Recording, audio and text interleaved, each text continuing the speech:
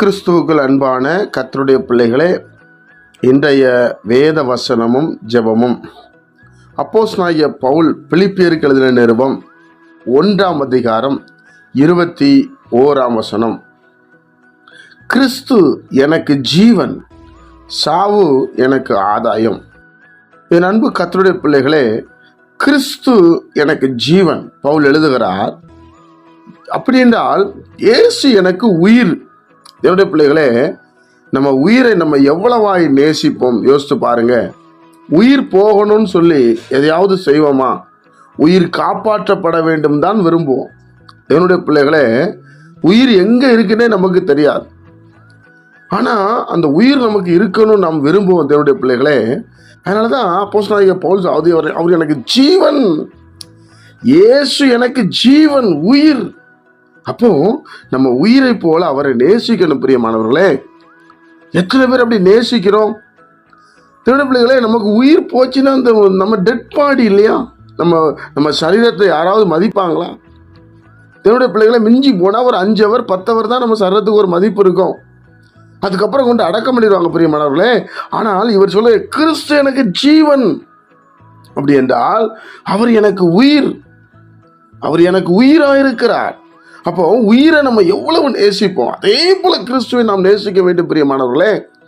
கிறிஸ்துவை நேசித்தால் இந்த சாவு எனக்கு ஆதாயம் என்று சொல்லுகிறார். அது என்னை ஒன்றும் பண்ணிக்கிடாது என்று சொல்லுகிறார். தேவனுடைய பிள்ளைகளே, இன்றைக்கு நாம் பயப்படுகிறோம், மரணத்துக்கு பயப்படுகிறோம், வாழாம போயிருவோமோ பயப்படுகிறோம். பயப்படாதீங்க. கிறிஸ்து எனக்கு ஜீவன், கிறிஸ்து எனக்கு ஜீவன், அது அவர்தான் எனக்கு ஜீவன் என்று எழுதுகிறார். அப்போ தேவனுடைய பிள்ளைகளாகி நாம ஜீவனுக்காக வாழ வேண்டும். இந்த சரீரம் இந்த ஜீவனுக்காக நம்ம வாழ வைக்கிறோம் இல்லையா? இது சாப்பிட்டா, அரளி விதை சாப்பிட்டா செத்துருவோம் தெரியும். சாப்பிடுவோமா? சாப்பிட மாட்டோம். கரண்ட் ஸ்டாக்கை போய் கரண்ட் கம்பியை பிடிச்சா செத்துருவோம். பிடிப்போமா? பிடிக்க மாட்டோம். ட்ரெயினில் முன்னாடி வேகமாக போய் விழுந்தா செத்துருவோம். செய்கிறோமா? செய்ய மாட்டோம். மதியினர்கள் செய்வாங்க.